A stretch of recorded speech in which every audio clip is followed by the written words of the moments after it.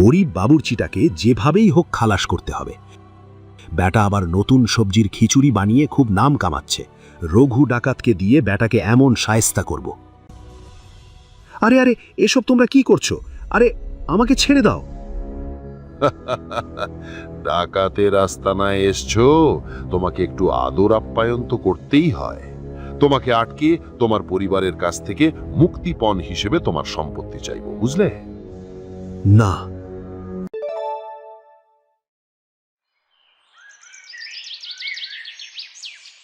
গ্রামের ছিমছাম বাড়ির উঠান, সকালের নরম রোদ। উঠানের এক কোণে আম গাছের নিচে ছোট্ট টিনের চালার নিচে একটা পুরনো চৌকি। চৌকিতে আলী বসে আছেন। এই মাসে কত টাকা? করতে করতেই অস্থির হয়ে যাও বাবা, এত হিসেব করে কি জীবন চলে? হিসেব করেই তো জীবন চলে রে মা, হিসেব না করলে হবে? আবেদ কাকা তোমার মতো এত হিসেব করে না বাবা, যখন যেটা লাগবে কাকা সেটাই চট করে কিনে ফেলে। তোর আবেদ কাকার তো টাকার অভাব নেই, তাই খরচ করতে হলো। আরে আর বলো না ভাইজান, এক গরিব ছোট লোক আমার গায়ে খিচুড়ি ফেলে দিয়েছে। কি বললে কাকা? এত বড় সাহস ওই গরিব ছোট লোকটার আমার কাকার গায়ে খিচুড়ি ফেলে দিয়েছে? আহা, এভাবে বলছিস কেন? লোকটা হয়তো ইচ্ছে করে ফেলেনি। তুমি তো সবসময় এসব গরিব ছোট লোকের সাফাই গাও, ইয়ার নতুন কি? আহা, এভাবে বলছিস কেন? গরিব হলেই যে তাকে খারাপ চোখে দেখতে হবে এমন তো কোনো কথা নেই। তুমি চুপ করো, তুমি নিজেই তো গরিব, আর এক গরিবের দোষ তোমার চোখে পড়বে কি করে? বাবা, তুমি কিন্তু ওই খিচুড়িওয়ালার কান টেনে ধরে নিয়ে আসবে, ওকে আমি শায়েস্তা করব। কত বড় সাহস, আমার কাকার গায়ে খিচুড়ি ফেলে দেয়। বাদ দে, তোর বাবা তো ওই খিচুড়িওয়ালার দোষ দেখবে না, সে দেখবে আমার দোষ। না, এত সহজে ওই খিচুড়িওয়ালাকে আমি ছাড়ব না। বাবা, তুমি ওই খিচুড়িওয়ালাকে কালই ধরে নিয়ে আসবে, মনে থাকে যেন। বাদ দে মা, তোর বাবা আমার কষ্ট বুঝবে না। তুই এদিকে আয়, এই যে দেখ তোর কাকা তোর জন্য কি এনেছে আজকে। কি এনেছো কাকা? দেখ, এই যে সোনার হার, একদম খাঁটি সোনা, বুঝলি? তোর বাবার মতো সস্তা দোকানের সস্তা জিনিস না, বুঝলি? এটা পড়লে গায়ের সব মেয়ের চোখ ঠিকরে যাবে। ইস কাকা, এত সুন্দর, কি চমৎকার হার! আমি এর আগে কখনো এমন কিছু তো পাইনি। দেখো বাবা, কাকা কত ভালো, আমার জন্য কত দামি দামি জিনিস নিয়ে আসেন, আর তুমি তো সারাদিন বলো এটা লাগবে না, ওটা লাগবে না, টাকা নেই। আর দেখো, কাকার কাছে সব আছে। আবেদ, শুধু শুধু এত খরচ করার কি দরকার? রিনা তো তোকে এমনিই ভালোবাসে। আরে তুমি এসব বুঝবে না, টাকাই তো জীবনের আসল মজা। অনেক অনেক টাকা ছাড়া মানুষ বাঁচে কি করে? ঠিক, একদম ঠিক। বুঝলি রিনা, তোর বিয়ে আমি এমন একটা ছেলের সাথে দেব যে আমার মতোই ধনী হবে। ধনী না হলে চলবে না, বুঝলি? গরিবের সাথে বিয়ে দিলে কি কোনো সুখ পাবি? ওসব কথা রাখ আবেদ, তুই আগে কাপড় ছেড়ে পরিষ্কার হয়ে নে। হ্যাঁ হ্যাঁ, যাচ্ছি যাচ্ছি। মা রিনা, তোর জন্য আরো অনেক কিছু এনেছি, আমি গা ধুয়ে এক্ষুনি আসছি।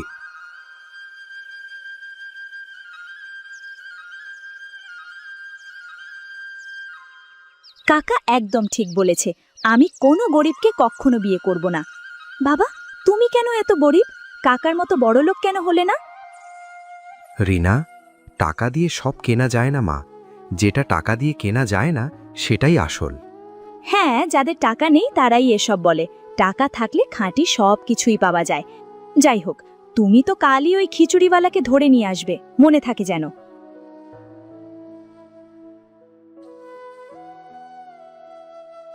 যা হাতে নেওয়া যায়, চোখে দেখা যায়, লোকে সেটারই মূল্য দেয়। মনের মধ্যে অগাধ ভালোবাসা থাকলেও সেটার কোনো মূল্যই কেউ দেয় না। এই খিচুড়ির বাবুর্চিকে কোথায় যে খুঁজে পায়? মেয়েটার এক কথা, বাবুর্চিকে খুঁজে বের করতে হবে। আর কত হাঁটা যায়? ক্ষুধা পিপাসায় আমার শরীর তো আর চলছে না। ওই যে একটা বাড়ি দেখতে পাচ্ছি, যাই ওখানে গিয়ে জিজ্ঞেস করি, দেখি তো তারা খিচুড়ির বাবুর্চিকে চেনে কিনা। আহ, বাঁচাও বাঁচাও, আমাকে বাঁচাও। আরে কাকু, আমি খুবই দুঃখিত। খিচুড়ির পাতিলটা এখানে এভাবে রাখা উচিত হয়নি। আসুন কাকু, শরীর পরিষ্কার করে নিন। মনে তো হচ্ছে এই সেই খিচুড়ির বাবুর্চি। দেখি তো, ছেলেটাকে একটু বাজিয়ে দেখি। খিচুড়ির পাতিল এভাবে কেউ উঠোনের মাঝখানে রাখে? তুমি তো বাপু বড় বোকা। আমার ভুল হয়ে গেছে কাকু। চলো, আমাকে গামছা দাও, শরীরটা মুছে নেই। হ্যাঁ হ্যাঁ, অবশ্যই। আসুন কাকু, আমার সাথে আসুন।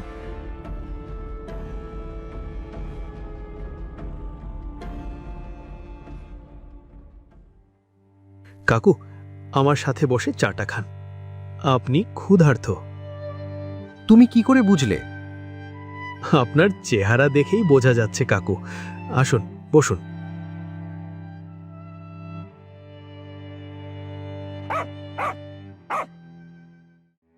বাহ, এটা কি রান্না করেছো? গন্ধেই তো পেট ভরে গেল। এটা আমার নিজের হাতে বানানো খিচুড়ি কাকু। চাল, ডাল, মশলা সব মিলিয়ে রেঁধেছি। একটু খেয়ে দেখুন। বাহ, এত সুস্বাদু খিচুড়ি আমি জীবনে খাইনি। তুমি তো দেখছি জাদু জানো।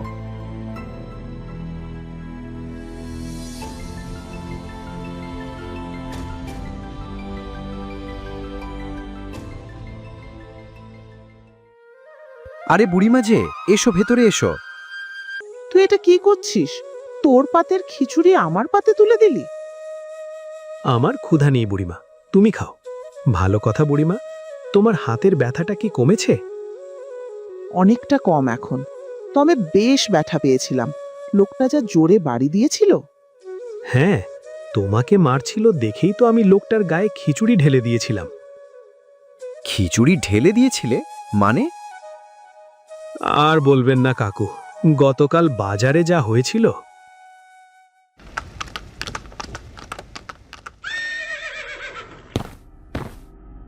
এই পাজি বুড়ি, তোর জন্য আমার ঘোড়াগুলো ভয় পেয়েছে।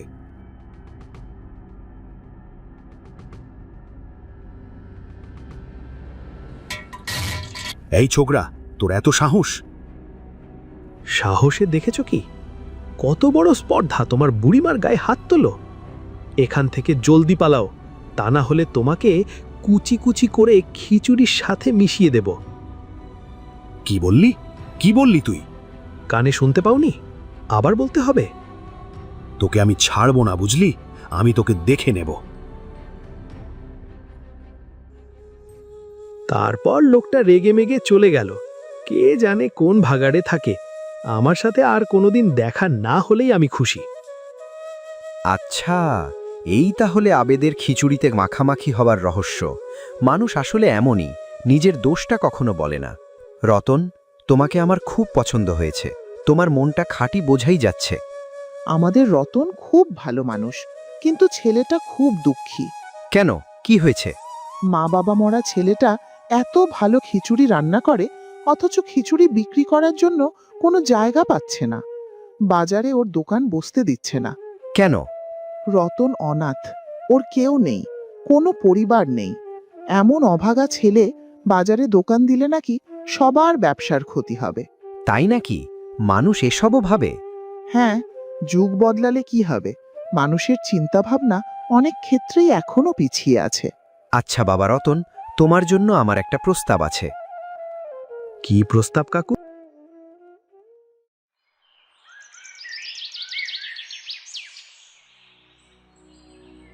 বাবা, তুমি কি পাগল হয়ে গেলে? আমি কিছুতেই ওই গরিব বাবুর্চিটাকে বিয়ে করব না। রতন খুব ভালো ছেলে মা, আর তোকে বিয়ে করলে সে এমনিতেই ধনী হয়ে যাবে। কি করে শুনি?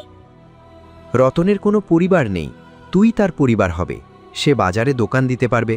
রতনের হাতের খিচুড়ির যা স্বাদ, দেখবি কদিনেই তোদের ভাগ্য বদলে যাবে। আমি কিছুতেই ওই গরিবটাকে বিয়ে করব না। আমি ধনী লোক চাই, কাকার মতো। কাকা এখানে থাকলে তুমি যে কত বকা খেতে। রিনা, তুই রতনকে যদি বিয়ে না করিস, আমি কিন্তু বাড়ি ছেড়ে চলে যাব। কি বলছো তুমি বাবা? হ্যাঁ, এখন তুই ঠিক কর তুই কি করবি। বাবা, তুমি যে আমার প্রস্তাবে রাজি হবে আমি কখনো ভাবিনি। তোমাকে অনেক ধন্যবাদ। বাবা আমার জন্য একটা পরিবার পেয়েছি, আমার আর কি চাই? পরিবারের চাইতে দামি তো আর কিছুই হতে পারে না।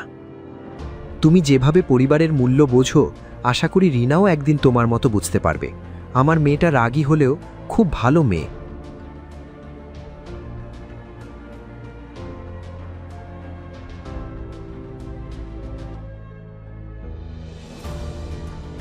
রিনা, দেখো আমি তোমার জন্য কি এনেছি, আমার নিজের হাতে বানানো।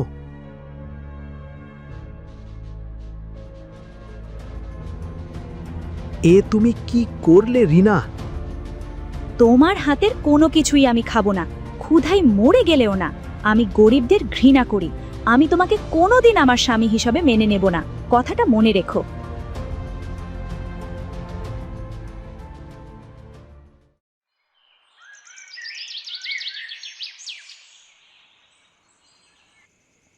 উফ, ভীষণ ক্ষুধা পেয়েছে।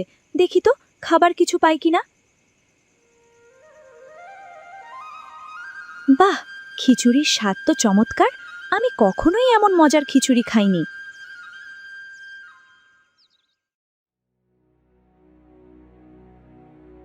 তুমি কি পাগল হয়ে গেছো? আমার এত সুন্দর ভাইচিকে একটা বাবুর্চির সাথে বিয়ে দিয়েছো? আমি থাকলে ওই বাবুর্চিকে এই বাড়ির ত্রিসীমানায় আসতে দিতাম না। শুধু শুধু চিৎকার করিস না। আমি যা করেছি রিনার ভালোর জন্যই করেছি। হ্যাঁ হ্যাঁ, মেয়েটাকে কেটে নদীতে ভাসিয়ে দিতে সেটা আরো বেশি ভালো ছিল। কাকা, আমি এই বিয়েতে একদম রাজি ছিলাম না। বাবা আমাকে জোর করে ওই বাবুর্চিটার সাথে বিয়ে দিয়েছে। ওই বাবুর্চির এত বড় সাহস, বামন হয়ে চাঁদে হাত দেয়? ভাইজান, তুমি নিজে গরিব পছন্দ করেছো আরেক গরিবকে। ওই বাবুর্চি তোমার মেয়েকে কি দিতে পারবে? আমি গরিব, রতনও গরিব। গরিব বলেই আমাদের মনটা বড়। তা না হলে বাবা আমাকে ব্যবসা করার জন্য যে টাকা দিয়েছিল, সেটা আমি নিজে কাজে না লাগিয়ে তোকে দিয়ে দিতাম না। না, এ মানে আজ তুই সেই টাকা দিয়ে ব্যবসা করে বড়লোক, আর আমি গরিব। রতনও আমার মতো গরিব, কিন্তু গরিব হলেও ওর মনটা অনেক বড়, তাই ও নিজে না খেয়ে খাবার অন্যের মুখে তুলে দেয়। কিন্তু এই গরিব ছেলের ভবিষ্যৎ কি? ভবিষ্যৎ সৃষ্টিকর্তাই ভেবে রেখেছেন, সেটা তোর আর আমার না ভাবলেও চলবে। আমি যাচ্ছি, বাজারে রতন নতুন দোকান দিয়েছে, সেখানে যাওয়া প্রয়োজন।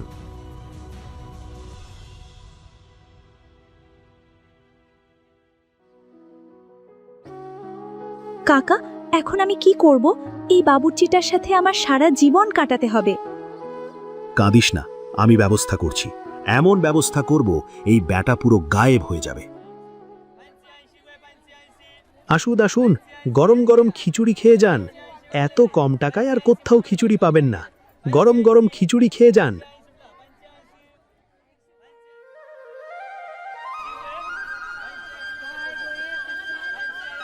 কি রতন, বেচা বিক্রি কেমন চলছে?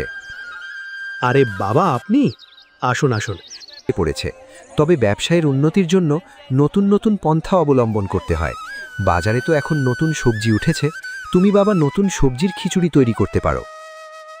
নতুন সবজির খিচুড়ি? হ্যাঁ, নতুন সবজির স্বাদই আলাদা, আর সেটা দিয়ে যদি খিচুড়ি তৈরি করা হয় তাহলে তো তা দারুণ হবে, কি বলো? আমি নিশ্চিত তোমার নতুন সবজির খিচুড়ি সবাই খুব পছন্দ করবে।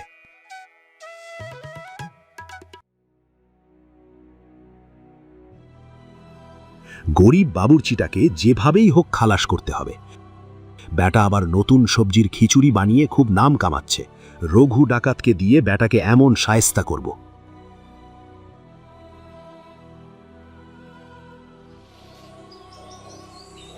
আপনিই ব্যবসায়ী আবেদ?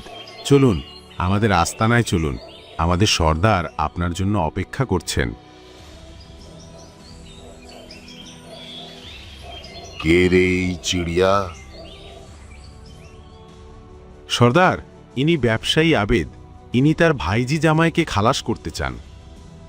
আচ্ছা, নতুন সবজির খিচুড়ির বাবুর্চিকে মারতে চায় নাকি? হ্যাঁ, ওই বাবুর্চিটা আমার ভাইছির জীবন ধ্বংস করে দিচ্ছে। তোমরা ওর দোকান লুটপাট করবে, ওকেও মেরে ফেলবে। আমি তোমাদের অনেক টাকা দেব। আচ্ছা, বেশ ভালো। তবে আরো ভালো হয় যদি আমরা নিজেদের ইচ্ছে মতো কিছু পাই। বলো, তোমরা কি চাও? তোমার সব সম্পত্তি। মানে কি বলছো তুমি? ডাকাতের আস্তানায় এসছো, অত কথা মানায় না। এই বেটাকে বেঁধে রাখ। আরে আরে, এসব তোমরা কি করছো? আরে আমাকে ছেড়ে দাও। ডাকাতের আস্তানায় এসছো, তোমাকে একটু আদর আপ্যায়ন তো করতেই হয়। তোমাকে আটকে তোমার পরিবারের কাছ থেকে মুক্তিপণ হিসেবে তোমার সম্পত্তি চাইবো, বুঝলে? না। এই তোর আপ্যায়নের ব্যবস্থা কর। কি হয়েছে রিনা? কাঁদছো কেন? আমার কাকাকে ডাকাতরা আটকে রেখেছে। আমার কাকা। কেঁদো না, আমি দেখছি কি করা যায়। আমি যাব কাকাকে বাঁচাতে। সত্যি সত্যি তুমি যাবে? হ্যাঁ, আমি কাকাকে ফিরিয়ে নিয়ে আসব, তুমি চিন্তা করো না।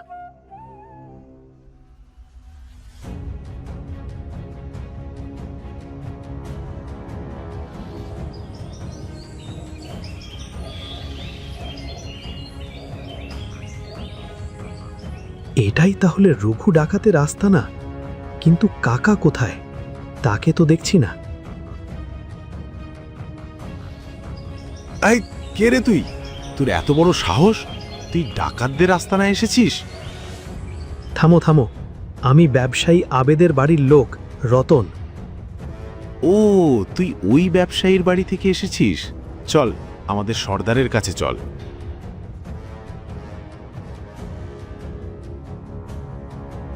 রতন, তুমি তুমি এখানে? কাকা, এই চিড়িয়া, চুপ কর।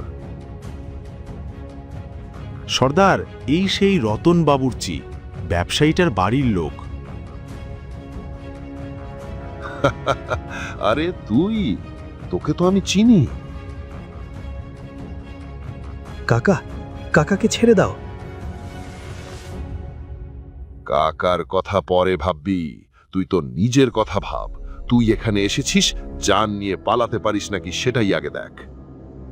কিন্তু আমার তো কোনো দোষ নেই, আমি কি করেছি? মুক্তিপণ না দিয়ে কাকাকে নিয়ে যেতে এসছিস, তোকেও খালাস করে দেব। না, আমাকে মেরো না। তুমি কি চাও বলো? তোর নতুন সবজির খিচুড়ির অনেক সুনাম শুনেছি। আমাদের তোর বিখ্যাত নতুন সবজির খিচুড়ি রান্না করে খাওয়া, তাহলেই তোকে ছেড়ে দেব। ঠিক আছে, খাওয়াবো, কিন্তু কাকাকেও ছাড়তে হবে। ছোকরা, নিজের চিন্তা কর, কাকার চিন্তা তোর করতে হবে না। কাকার চিন্তা বেশি হলে মুক্তিপণ হিসেবে তার সব সম্পত্তি আমাদের দিয়ে দে। খিচুড়ি রান্না করে ওর বাড়িতে গিয়ে সবাইকে মুক্তিপণের ব্যবস্থা করতে বল। রতন, তুমি এত স্বার্থপর? খিচুড়ি রান্না শেষ হলে তুমি মুক্তি পেয়ে চলে যাবে? হায় টাকা, টাকার জন্য আজ আমাকে এমন বিপদে পড়তে হলো। এই চুপ কর, এই ওকে রান্নার জিনিস দেখিয়ে দে।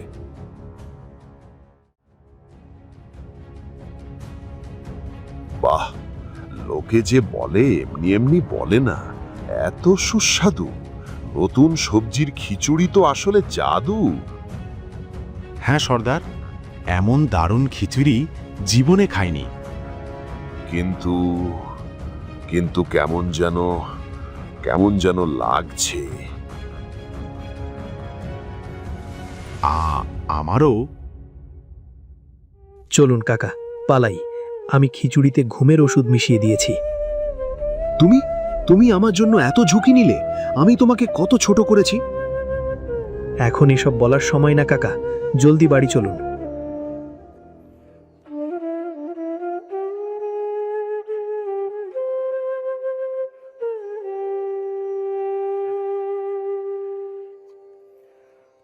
কাকা, বাবা, কাকা ফিরে এসেছে। তোমরা ঠিক আছো তো? হ্যাঁ ভাইজান, আমরা ঠিক আছি। রতন না থাকলে যে আজ কি হতো। কাকা, এটা তো আমার কর্তব্য ছিল। সাব্বাস রতন, আমি তো আগেই জানতাম রতনের মতো ছেলে হয় না। রিনা, আমি ভুল করেছি। ধন সম্পদ আসলে কিছুই না। আজ ধন সম্পদের জন্যই আমি বিপদে পড়েছিলাম। তুই আমার মতো ভুল করিস না মা। রতনের সাথে সুখে ঘর সংসার কর, তোর মঙ্গল হবে। হ্যাঁ কাকা, আমিও বুঝতে পেরেছি যে আমি ভুল করেছি। আমাকে আমাকে তুমি ক্ষমা করে দিও। আমি আরে না না, তোমরা আমার পরিবার, তোমরা আমার কাছে ক্ষমা চেয়ে আমাকে আর ছোট করো না। হা হা হা, নতুন সবজি তাহলে শুধু খিচুড়ির স্বাদই বাড়ায় না, নতুন জীবনও দেয়।